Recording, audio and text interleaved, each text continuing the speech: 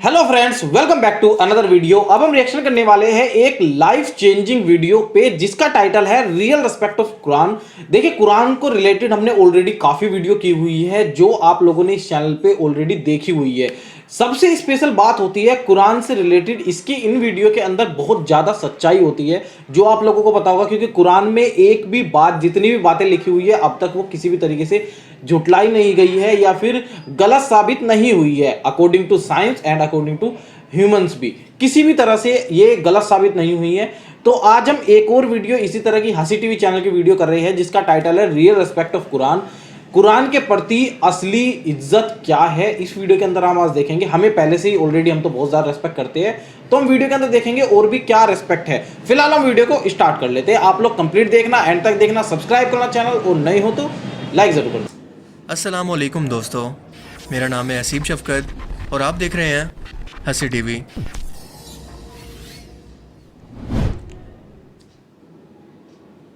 मगरबी दुनिया में एक बार फिर से फ्रीडम ऑफ एक्सप्रेशन का सहारा लेते हुए एहतजाजन कुरान पाक को आग लगा दी गई है। और इस बार ये वाक़या स्वीडन के अंदर पेश आया, जिसे दुनिया के पुरअमन तरीन मुल्कों के अंदर शुमार किया जाता है। लेकिन अफसोस की बात यह है कि सिक्योरिटी फोर्सेस इस शख्स को प्रोटेक्शन दे रही थी जो कि तुर्किया एम्बेसी के सामने इस मुकद्दस किताब को आग लगा रहा था, जिसे मुसलमान अपने दिलो जान से सबसे ज़्यादा अजीज़ रखते हैं। और इसकी वजह यह थी कि तुर्किया ने स्वीडन की नेटो के अंदर शमूलियत के खिलाफ वोट दिया। और दूसरा, मुसलमानों को स्वीडन के अंदर पनाह और इमिग्रेशन क्यों दी जा रही है? क्योंकि यहाँ पर मुसलमानों की तादाद हर गुजरते वक्त के साथ बढ़ती जा रही है। और अगर ऐसा चलता रहा तो आने वाले वक्त के अंदर कुछ ही डिकेड्स में स्वीडन के खुद के लोग माइनॉरिटी के अंदर चले जाएंगे और मुसलमान इस मुल्क को कंट्रोल करेंगे। और आप जानते हैं कि इससे पहले इस तरह के वाक़यात फ्रांस, जर्मनी, डेनमार्क के अंदर भी रिपोर्ट हो चुके हैं। और जब भी कोई ऐसा वाक़या दुनिया भर के अंदर रिपोर्ट होता है तो दुनिया भर के मुसलमानों का रवैया बिल्कुल एक जैसा होता है, क्योंकि तमाम इस्लामी मुल्क जब मिलकर एहतजाज रिकॉर्ड करवाते हैं तो उसी तरफ पाकिस्तान में हमेशा कुछ निराला ही काम होता है। क्योंकि यहाँ के मुसलमान सड़कों पर निकलकर लोगों के अमलाक को जलाकर, इन्हें नुकसान पहुँचाकर या अपनी सिक्योरिटी पर मामूल पुलिस वालों को मार कर अपना गुस्सा ठंडा करके अपने आप को आशिक रसूल या सच्चा मुसलमान साबित करते हैं। जिसके बाद ये वाक़या दुनिया भर के अंदर रिपोर्ट होता है, दुनिया मिलकर हम पर हंसती है और इसके कुछ ही टाइम के बाद ये मामला बिल्कुल दब जाता है और कुछ ही टाइम के अंदर लोग इसको बिल्कुल भूल जाते हैं, जब तक कि इसी तरह का कोई नया वाक़या सामने ना आ जाए। और अगर बहैसियत कौम हम लोगों का रवैया बिल्कुल ऐसा ही रहा तो मुस्तकबिल के अंदर ये वाक़यात बढ़ेंगे, कम होने के चांसेस तो बिल्कुल नहीं हैं। और इस तरह के वाक़यात का खुमियाजा बाहर रहने वाले मुसलमानों को भुगतना पड़ता है। दुनिया भर से एहतजाज के बाद खसूसन तुर्की की तरफ से स्वीडन एम्बेसी के बाहर शदीद एहतजाज के बाद स्वीडन ने इस वाक़े पर माफ़ी मांगी है।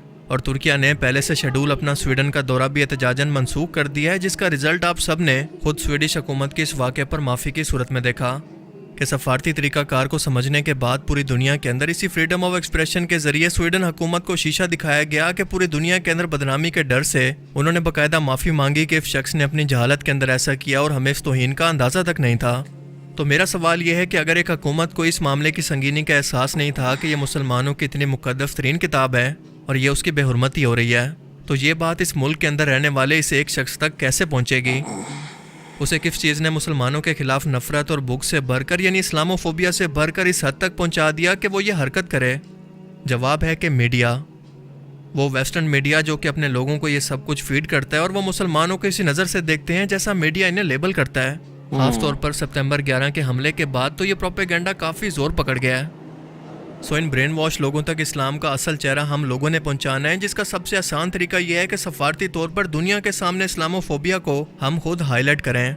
और आप सभी लोग इस बात से एग्री करेंगे कि तैयब उर्दवान के बाद पूरी उम्मत मुस्लिमा के अंदर सिर्फ इमरान खान एक वाहिद ऐसे लीडर हैं जिन्होंने यूनाइटेड नेशन के अंदर दुनिया के सामने इस मसले को उठाया। और इसके बाद हमने देखा कि बाकायदा इस्लामोफोबिया के खिलाफ मुतफ़िका तौर पर एक दिन मुकर्रर किया गया। इन लोगों को एहसास हुआ कि मुसलमानों के दिल में इनके प्यारे आका हज़रत मोहम्मद सल्लल्लाहु अलैहि वसल्लम और कुरान पाक की अहमियत क्या है।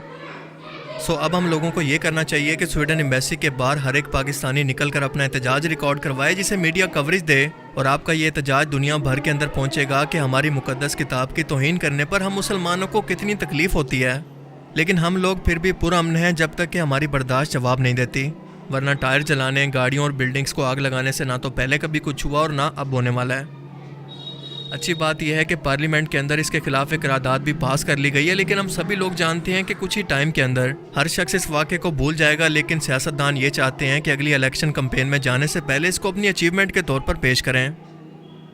ویسٹرن میڈیا یہ باقاعدہ ایک پروپیگنڈا کے تحت کر رہا ہے کہ دنیا کو کنٹرول کرنے والی سیکرٹ سوسائٹیز جو کہ یہودی لابی 90% دنیا کے میڈیا کی مالک اور مختار ہیں، اور جن کی مالک نہیں ہیں ان کو فنڈنگ کے ذریعے کنٹرول کرتی ہیں۔ یہ دن رات پروپیگنڈا مشینری اسی مقصد کے تحت چلائی جاتی ہے کہ مسلمانوں کی تعداد جو کہ دنیا میں سب سے تیزی سے بڑھ رہی ہے اور آنے والے کچھ سالوں کے اندر کرسچینٹی کو بھی کراس کر کے مسلمانوں کی تعداد دنیا میں سب سے زیادہ ہو جائے گی، تو اس کو کیسے کاؤنٹر کیا جائے۔ اور اس کا سب سے آسان طریقہ یہ ہے کہ ان کے خاندانی سسٹم کو توڑ کر ان کے اندر بے حیائی فحاشی کو عام کیا جائے، دوسرے مذاہب اور ملکوں کے لوگوں سے ان کو لڑوایا جائے اور دہشت گردی والا ان کا چہرہ دکھا کر انہیں دنیا میں خوف کی علامت بنا کر دکھایا جائے کہ باقی غیر مسلم دنیا ان سے نفرت کرنے لگے۔ کیونکہ اسلام اس وقت دنیا کے اندر ایک اکلوتا ایسا مذہب ہے جس کے ماننے والے لوگ پریکٹیکل ہیں، یعنی دین کو صرف قبول نہیں کرتے بلکہ اس پر عمل بھی کرتے ہیں، اور یہی چیز ان لوگوں کے لیے سب سے تکلیف دہ ہے۔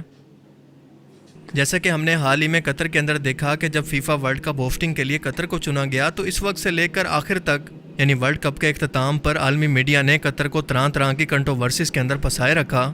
عرب کے مسلمانوں کو ہر طرح سے بیکورڈ اور تنگ ذہنیت کا ثابت کرنے کی کوشش کی، صرف اس لیے کہ وہ ہم جنس پرستی، شراب، مرد اور عورت کے لباس اور فحاشی کو لے کر اپنے قانون کے معاملے میں سخت ہیں۔ اور اس کے ساتھ ساتھ اسلام کا اصل چہرہ اس ایونٹ کے ذریعے پوری دنیا کے غیر مسلموں کے سامنے پیش کر رہے ہیں، اور ظاہر ہے کہ اس پر ویسٹرن میڈیا کی چیخیں تو بنتی ہیں کیونکہ ان کے آقا اس بات سے بالکل بھی خوش نہیں تھے۔ آپ جانتے ہیں کہ پتھر ہمیشہ پھلدار درخت کو ہی مارے جاتے ہیں، سوکھے درخت کو کوئی کچھ نہیں کہتا۔ اسی لیے ہمیشہ ویسٹرن دنیا کے اندر آپ کو احتجاج کے دوران قرآن پاک کے علاوہ نہ تو انجیل، نہ تو رات، نہ ہی سکھوں اور نہ ہی ہندوؤں کی مقدس کتاب یعنی ویداس کو لے کر اس طرح کا احتجاج دیکھنے کو ملے گا، جو کہ ہونا بھی نہیں چاہیے، کیونکہ دنیا کے ہر ایک مذاہب اور ان کی تعلیمات ہم مسلمانوں کے لیے قابل احترام ہیں۔ لیکن آپ خود سوچ کر دیکھیں کہ اس طرح کے احتجاج کے دوران ہر بار مسلمانوں کی مقدس کتاب قرآن پاک کو ہی یوں ٹارگٹ کرنے کا کیا مقصد ہے۔ یہ سب کچھ بلا وجہ نہیں ہوتا، بلکہ اس کے پیچھے ایک پورا پلان اور پوری ایک سوچ موجود ہے، کیونکہ ان لوگوں کو اسلام سے نفرت میڈیا کے ذریعے خود سے فیڈ کی گئی ہے۔ یہ برین واش لوگ ہیں جنہیں ایجوکیٹ کرنا ہمارا کام ہے۔ ہم نے انہیں بتانا ہے کہ اسلام امن کا دین ہے، کیونکہ ہمارے پیارے آقا حضرت محمد صلی اللہ علیہ وآلہ وسلم نے ایمان لانے کے بعد ان کافروں کو بھی معاف کر دیا جو ایک وقت میں ان کی جان کے دشمن تھے۔ فتح مکہ کے موقع پر بھی جو لوگ اسلام نہیں لائے تھے ان کو بھی معافی دے دی، کیونکہ وہ یہ سب کچھ اپنی جہالت کے اندر کر رہے تھے اور میدان جنگ میں نہیں تھے۔ مگر ہم لوگ جنہوں نے اسلام کا اصل چہرہ دنیا تک پہنچانا تھا، ہم لوگ خود تو فرقہ واریت کی لعنت کا شکار ہو چکے ہیں، تو ان لوگوں کو دین کون پہنچائے گا؟ لیکن جہاں تک قرآن پاک کی بے حرمتی کی بات ہے تو اس کا ہر مسلمان کو دلی دکھ اور تکلیف ہے، لیکن اس کے ساتھ ساتھ اللہ نے خود اس کتاب کی حفاظت کا ذمہ لیا ہے۔ دنیا کی کوئی بھی طاقت اس کو نہیں مٹا سکتی، کیونکہ یہ صرف کتاب کے اندر نہیں بلکہ کروڑوں مسلمانوں کے سینوں میں محفوظ ہے۔ پر میرا آپ سے ایک سوال ہے کہ ہم غیر مسلموں کی توہین پر تو بات کرتے ہیں، لیکن کیا ہم لوگوں نے خود قرآن کو اہمیت دے کر اسے سینے سے لگا رکھا ہے؟ وہ کافر جو اس قرآن کو مانتے ہی نہیں ہیں، ان سے ہم لوگ ایکسپیکٹ کرتے ہیں کہ وہ ہمارے قرآن پاک کو اہمیت دیں۔ اگر یہ لوگ قرآن پاک کو جلاتے ہیں تو ہمیں احتجاجاً کرنا تو یہ چاہیے تھا کہ ہم ترجمے کے ساتھ قرآن پاک کو مزید پڑھنا شروع کر دیتے، اس کا مطلب بھی غیر مسلموں کو خود سے سمجھاتے۔ یہ چیز ان لوگوں کے لیے زیادہ تکلیف دہ تھی۔ مثال کے طور پر سپتمبر 11 کے حملے کے بعد جب مسلمانوں کے خلاف کمپین چلی گئی تو کافی لوگوں نے کیوریوسٹی کے اندر مسلمانوں کی سب سے مقدس کتاب یعنی قرآن پاک کا مطالعہ کیا اور اس کو پڑھ کر سمجھنا شروع کیا تو اسلام کو قبول کر لیا۔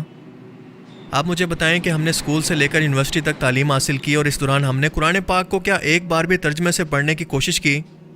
پاکستان کی تاریخ کے اندر پہلی بار پچھلی گورنمنٹ نے یہ انیشیٹو لیا کہ قرآن پاک کو ترجمے کے ساتھ ہر ایک کلاسز کے اندر کالج اور یونیورسٹیز کے اندر پڑھایا جائے۔ لیکن آپ ذرا یہ سوچیں کہ آپ کا کوئی دوست آپ کو میسج کرے اور اس کو پتہ لگے کہ آپ نے وہ میسج ریسیو بھی کر لیا ہے، لیکن کئی دن گزرنے کے باوجود بھی آپ نے اس میسج کو نہیں پڑھا، اسے کتنا برا لگے گا؟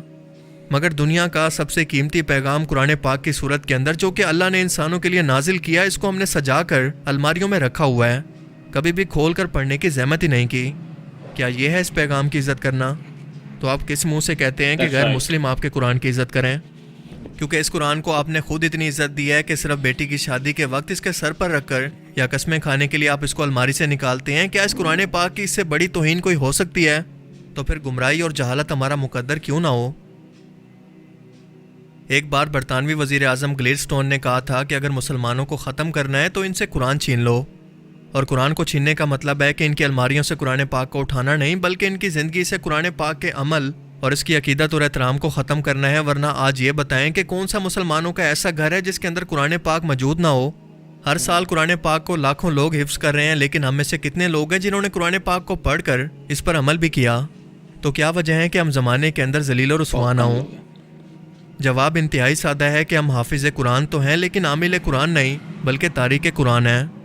جب اللہ نے یہ فرما دیا کہ اسی کتاب پر عمل کرنے کی بدولت میں قوموں کو عروج اور عزت بخشوں گا اور اس کو پیٹ دکھانے والے یا بھلا دینے والوں کو دنیا اور آخرت کے اندر صرف ذلت اور رسوائی ملے گی، تو ہم یہ کہنے پر مجبور ہو جاتے ہیں جو کہ ڈاکٹر علامہ محمد اقبال نے فرمایا تھا کہ وہ زمانے میں معزز تھے مسلمان ہو کر اور تم خوار ہوئے تاریک قرآن ہو کر.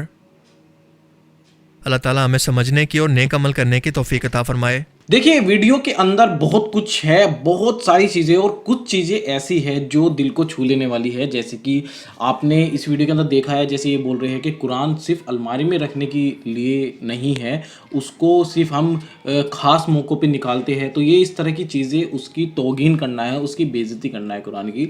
تو ریئل ریسپیکٹ آف قرآن سے یہ نکل کے آتی ہے واقعی ٹائٹل کی.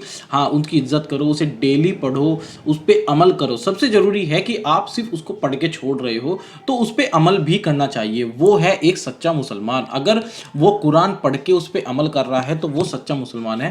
باقی سب صرف پڑھنا کتاب کو کمپلیٹ نہیں ہے، اچھی چیز نہیں مانی جائے گی کہ پڑھ کے صرف اتنا کافی نہیں ہے. یہ چیزیں اس کے اندر بتانے کی کوشش کر رہے ہیں یہ شخص. اور ویڈیو کے اندر یہ بھی دکھایا گیا ہے کہ کس طریقے سے لوگ مسلمز کو کاؤنٹر کرتے ہیں، کس طریقے سے لوگ اسلام کو غلط دھرم بولتے ہیں. تو یہ چیزیں ساری اس ویڈیو کے اندر کمپلیٹ ہے. اگر آپ سمجھو گے غور سے تو آپ کو سمجھ میں آئے گا کہ کچھ لوگوں کی وجہ سے ہم پوری کی پوری قوم کو غلط نہیں بول سکتے، یا پھر کچھ لوگوں کی وجہ سے ہم کسی دھرم کو غلط نہیں بول سکتے ہیں. ہر دھرم میں کچھ نہ کچھ ہوتا ہے، ہر دھرم میں لوگ ایسے ہوتے ہیں جو دھرم کو غلط کر رہے ہوتے ہیں، لیکن پورا دھرم غلط کبھی نہیں ہوتا ہے. ویڈیو واقعی لاجواب ہے. لائک کیجئے، آپ کمنٹ کیجئے، شیئر کیجئے، اور کیسی لگے آپ کو ویڈیوز، یہ کیسی لگ رہی ہے آپ سبسکرائب ضرور کیجئے اور کمنٹ میں ضرور اپنی رائے بتانا. میں thank you for watching this video. ملتا ہے آپ سے نیکسٹ ویڈیو میں، تب تک کے لیے tata, bye bye and take care.